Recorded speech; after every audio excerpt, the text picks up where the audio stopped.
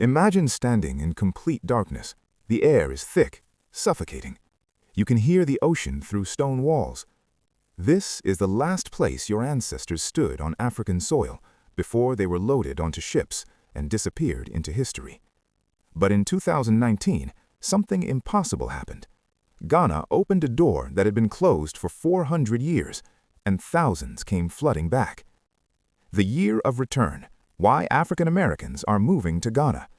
In 2019, Ghana launched one of the boldest social experiments in modern African history. They called it the Year of Return. It wasn't a vacation package, it wasn't a festival. It was an invitation to the descendants of enslaved Africans to come home. And they came. Over 750,000 visitors flooded into Ghana that year alone. Celebrities like Beyoncé, Idris Elba, Ludacris, and Naomi Campbell landed in Accra. But it wasn't just the famous. Teachers from Detroit, nurses from Atlanta, entrepreneurs from Brooklyn, families from Chicago. People who had spent their entire lives being told they were from nowhere, suddenly standing on the soil their ancestors were ripped from. Some came for a visit. Others never left. Today, we uncover the real story behind this mass migration, the history, the heartbreak, the hope, and why right now thousands of Black Americans are permanently relocating to West Africa. This is historic news. To understand why African Americans are moving to Ghana, you have to understand what was stolen from them. Not just freedom, identity.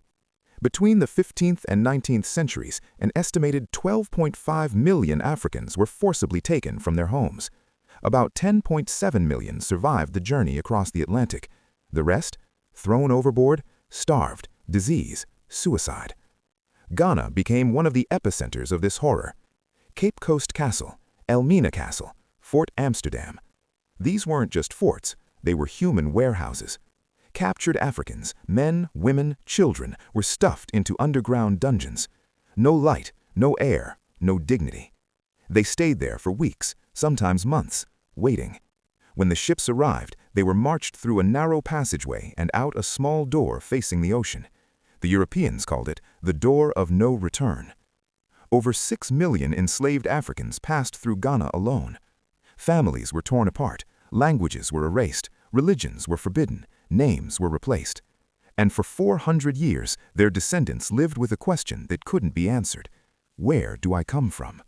Until 2019. In December 2018, Ghana's President Nana Akufo-Addo stood before the world and said something that would change history.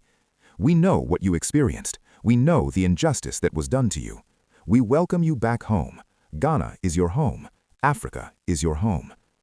2019 marked 400 years since the first enslaved Africans arrived in Jamestown, Virginia in 1619. Ghana decided this anniversary wouldn't just be about mourning, it would be about reunion. The Year of Return officially launched with one mission: invite the African diaspora, especially African Americans, back to the motherland. And the world responded.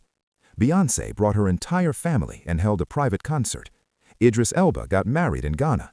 Ludacris, Naomi Campbell, Akil U, Anthony Anderson, Rosario Dawson, Nicole Ari Parker, Michael Jai White all came. But it wasn't just celebrities. 750,000 plus people visited Ghana in 2019. Tourism revenue jumped by $1.9 billion. But something deeper happened. People didn't just visit, they stayed. So why Ghana? Why not Nigeria, the most populous African nation? Why not Kenya with its booming tech scene? Why not South Africa with its infrastructure? The answer is layered, emotional, cultural, and practical. For the first time in my life, I'm not the black guy, I'm just me. I don't get followed in stores. I don't get pulled over for no reason. I don't have to code switch. In the United States, African Americans make up about 13% of the population. In Ghana, they're the majority. No one stares, no one clutches their purse, no one assumes you don't belong. One woman from Atlanta put it this way: in America, I spend so much energy just trying to make white people comfortable. Here, I can just breathe. For many, the trip to Ghana is spiritual. Visiting Cape Coast Castle is not tourism, it's pilgrimage. Standing in those dungeons where their ancestors stood, touching those walls, it brings something full circle. A trauma passed down through generations finally finds its resting place. One man visiting from Chicago said, "My great-great-great-grandmother didn't know where she came from, but I do now. I'm standing where it all started, and I'm free." Let's talk numbers. In New York City, the average rent for a one-bedroom apartment is $3,500 per month. In Accra, you can get a modern two-bedroom apartment for $600 to $1,200 per month. Groceries, 40 to 50% cheaper. Restaurants, a full meal for $5 to $10. Healthcare, a doctor's visit without insurance, $20 to $40. One couple from Los Angeles said they were spending $6,000 per month just to survive. In Ghana, $2,000, and they live better. They have a housekeeper, a cook, a driver, things that would cost a fortune in the US. Ghana's economy is one of the fastest growing in Africa. GDP growth has averaged 5 to 7% annually. The tech scene is booming, and Accra is being called Silicon Savannah. And here's the key.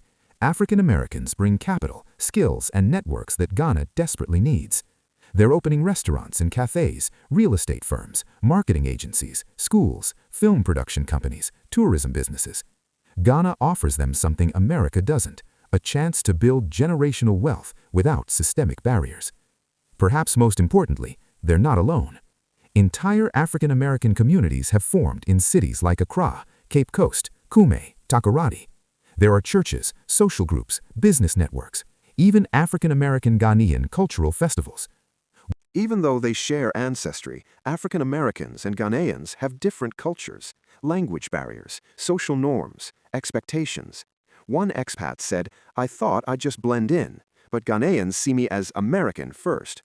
It took time to find my place. But here's the thing, most stay anyway, because the struggles in Ghana feel different than the struggles in America.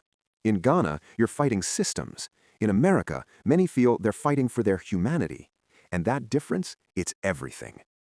Ghana's year of return sparked something bigger than Ghana. Other African nations took notice. Sierra Leone launched Year of Return 2024 and offered citizenship to the diaspora. Senegal has long welcomed African Americans and offered land on Gorée Island, another major site of the slave trade. Nigeria started promoting diaspora investment incentives. The Gambia launched its own Roots Homecoming Festival. For the first time in centuries, Africa is not just remembering the diaspora, it's actively calling them home. This is about more than economics. It's about healing a 400-year wound. It's about reclaiming identity, pride, and power. It's about Pan-African unity, not as a slogan, but as a living, breathing reality. The Year of Return was never just a campaign. It was a reckoning. For 400 years, millions of Africans and their descendants were told, "You don't belong here." In America, they were told they weren't American enough. In Africa, they were told they had been gone too long. But Ghana said something different. Ghana said, "You were taken, but you are not forgotten. Come home." And they came. Teachers and doctors, artists and engineers, mothers and fathers, dreamers and builders. Some came to visit, some came to stay. And in their return, they are writing a new chapter, not of loss, but of reunion, not of slavery, but of freedom, not of the past, but of the future. The door that was once an exit has become an entrance, and the story, it's only just beginning. See you next time on Historic News. History doesn't repeat, it rhymes.